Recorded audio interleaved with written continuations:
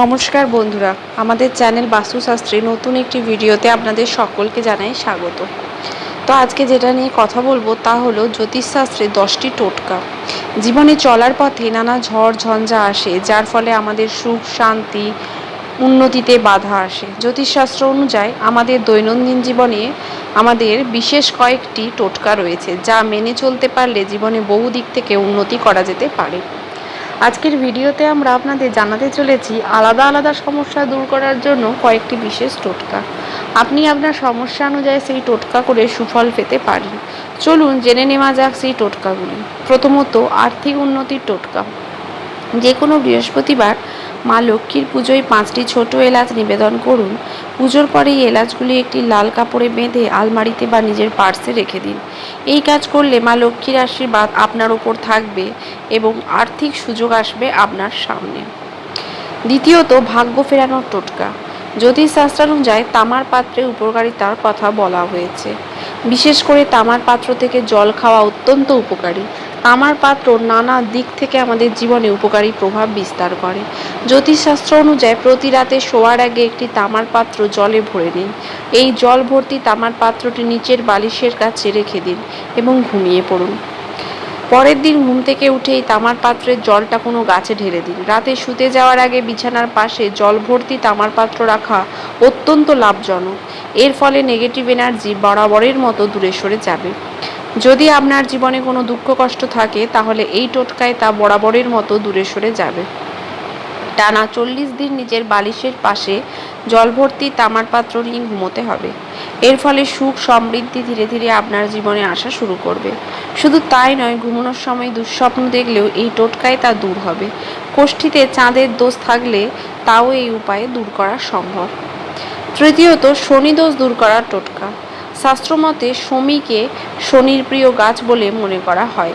শনিবার সন্ধ্যের সময় শমী গাছের নিচে প্রদীপ জ্বালালে শনি সংক্রান্ত বাধা সমস্যা থেকে মুক্তি পাওয়া যায়। এছাড়া সন্তান সুখ শনির দশা থেকে বাঁচতে শনিবার অশ্বত্থ গাছের নিচে সর্ষের তেলের প্রদীপ জ্বালানো উচিত। এতে করে শনি দোষ থেকে মুক্তি পাওয়া যায় বলে বিশ্বাস করা হয়। এছাড়াও শনি দোষ কাটাতে শনিবার কালো তিল দান করা উচিত। চামড়ার জুতো ও চপ্পল দান করা শুভ বলে মনে করা হয়। 4. নজর দোষ থেকে মুক্তির টোটকা। জ্যোতিষ মতে কোনো নির্জন স্থানে গিয়ে 3টি গোমতী চক্র নিয়ে মাথার ওপর 7 বার ঘুরিয়ে পেছনের দিকে ফেলে চলে আসুন। এই সময় ভুলেও পেছনে ফিরে তাকাবেন না। এর প্রভাবে নজর দোষও কেটে যাবে। এবং ফিটকিরির টুকরো আমাদের নজর দোষে প্রভাবিত জাতকের মাথার ওপর 3 বার ঘুরিয়ে ফিটকিরির টুকরো উত্তর দিকে ফেলে দেওয়া হয়, তাহলে এই দোষের প্রভাব শেষ হয়ে যাবে। পঞ্চমত, বাড়ির নজর দোষ কাটানোর টোটকা।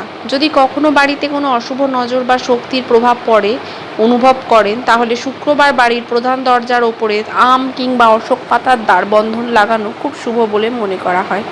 সেই সঙ্গে এটি বিশ্বাস করা হয় যে আম বা অশোক পাতার দ্বারবন্ধন বাড়িকে সব রকম অশুভ শক্তি থেকে এবং নেতিবাচক শক্তি থেকে দূরে রাখে। এরই সঙ্গে সঙ্গে জ্যোতিষশাস্ত্র অনুসারে কোনো অশুভ নজর বা নেতিবাচক শক্তি থেকে ঘরকে রক্ষা করতে বাড়ির প্রধান গেটের ওপর ময়ূরের ছবি লাগানো খুব শুভ বলে মনে করা হয়। এতে ঘরে আগত সব রকমের অশুভ শক্তি ও খারাপ নজরের আক্রমণ রোধ করা সম্ভব হয়। 6. টাকার অভাব দূর করার টোটকা। পুরাণ মতে অশ্বত্থ পাতা সবসময় শুভ ফল প্রদান করে। তাই একটি অশ্বত্থ পাতা নিয়ে তা গঙ্গা জলে ধুয়ে মানি ব্যাগে রেখে দিলে টাকার অভাব কখনো হবে না। পাতাটি শুকিয়ে গেলে আরেকটি নতুন সতেজ পাতা ব্যাগে রাখতে হবে, তাহলে অর্থের অভাব কখনো কাছে ঘেঁষতে পারবে না। সপ্তমত যে টোটকাটির কথা বলবো সেটি খুবই গুরুত্বপূর্ণ, তা হলো আর্থিক সংকট দূর করার টোটকা। বাড়িতে যে কোনো রকমের খারাপ পরিস্থিতি ও আর্থিক সংকট কাটাতে ঘরে মা লক্ষ্মী ও কুবেরের ছবি বা মূর্তি রাখা খুবই জরুরি। দেবী লক্ষ্মীকে ধনসম্পদের দেবী বলা হয় এবং সেই সঙ্গে ভগবান কুবেরকেও ধনসম্পদের দেবতা বলা হয়। তাদের ছবি বা মূর্তি বাড়িতে রাখা হলেও আর্থিক সংকট কেটে যায়। এছাড়া বাঁশিকে স্বয়ং শ্রীকৃষ্ণের প্রিয় বাদ্য বলে মনে করা হয়ে থাকে। সেই কারণে জীবনে সকল প্রকার আর্থিক সংকট থেকে মুক্তি পেতে ঘরে বাঁশি রাখা অত্যন্ত শুভ বলে মনে করা হয়। বাস্তুশাস্ত্র অনুযায়ী বাড়ির উত্তর বা পূর্ব দিকে বাঁশি রাখলে তা খুব শুভ হয়। এছাড়াও যদি সামর্থ্য থাকে তাহলে সোনার বা রূপোর বাঁশি রাখলে বিশেষ উপকার পাওয়া যায়। মা লক্ষ্মীকে প্রসন্ন করতেও বাঁশি রাখা খুব শুভ বলে মনে করা হয়। আর মা লক্ষ্মীকে প্রসন্ন করতে পারলে সমস্ত আর্থিক সংকট থেকে মুক্তি পাওয়া সম্ভব হয়। 8. আর্থিক সমস্যা যদি আপনার পিছু না ছাড়ে তাহলে প্রতিদিন 5টি কালো মরিচের দানা নিচের মাথা ঠেকিয়ে 4টি কালো মরিচ উত্তর দক্ষিণ পূর্ব পশ্চিমে 4 দিকে ছুঁড়ে দিন। আর পঞ্চম দানাটি আকাশের দিকে ছুঁড়ে দিন। মনে করা হয় এর ফলে আপনার জীবনের সবথেকে বড় আর্থিক সমস্যা দূর হয়ে যাবে। এই টোটকার ফলে আপনার সম্পদের পরিমাণও বাড়বে। 9. ঋণ মুক্তির টোটকা। বাড়িতে ঠাকুর ঘরে কুবেরের মূর্তি রেখে নিয়মিত তার পুজো করা উচিত। আবার কুবেরকে নিয়মিত শমী পাতা অর্পণ করলে শুভ ফল পাওয়া যায়। প্রচলিত ধারণা অনুযায়ী রামের পূর্বপুরুষ রাজা রামকে প্রচুর স্বর্ণ দিয়েছিলেন কুবের। আসলে ঋণগ্রস্ত মহারাজা রঘু কুবেরের ওপর আক্রমণ করতে প্রস্তুত হন। তখনই আত্মরক্ষার্থে কুবের সমীর পাতাকে সোনায় পরিণত করে দেন। এই সোনা দিয়েই নিজের ঋণ মুক্তি ঘটান রঘু। এই কারণে কুবেরের পুজো করার কথা বলা হয়।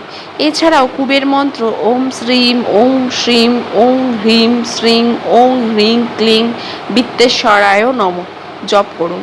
আরেকবার বলছি, শুনে নিন। কুবের মন্ত্র হল ওং শ্রীং ওং হ্রিং শ্রীং ওং হিং শ্রীং ক্লিং বিত্তেশ্বরায় নমঃ জপ করুন। 10. ঋণ শোধ করার পরও যদি বারবার ঋণগ্রস্ত হয়ে পড়েন তাহলে শিবলিঙ্গে আখের রসের অভিষেক করুন। এই সময় ওং নমঃ শিবায় বা মহামৃত্যুঞ্জয় মন্ত্র 108 বার জপ করতে হবে। পাশাপাশি দেবাদিদেবকে নিজের সমস্যা সম্পর্কে জানান। এর ফলে ধীরে ধীরে ঋণমুক্ত হতে পারবেন। 11. জ্যোতিষ বিশেষজ্ঞদের মত অনুসারে আলমারি লকারের একটি লাল রঙের কাপড় রাখা অত্যন্ত শুভ। এর জন্য বৃহস্পতিবার একটি লাল কাপড় পেতে তার উপরে ঘট স্থাপন করুন। এরপর সব নিয়ম পালন করুন, পুজো করুন। পুজোর পরে এই লাল কাপড়টি আলমারির লকারে রেখে দিন। এই টোটকার ফলে আপনার জীবনে অর্থ সমাগম হবে এবং সমৃদ্ধি বাড়বে। তো বন্ধুরা, আজকের ভিডিওটা আমি এখানেই শেষ করছি। যদি কিছু ভালো লাগে ছেড়ে যাওয়ার আগে অবশ্যই একটি লাইক, শেয়ার এবং সাবস্ক্রাইব করতে কিন্তু ভুলবেন না। দেখা হচ্ছে পরবর্তী ভিডিওতে। নমস্কার।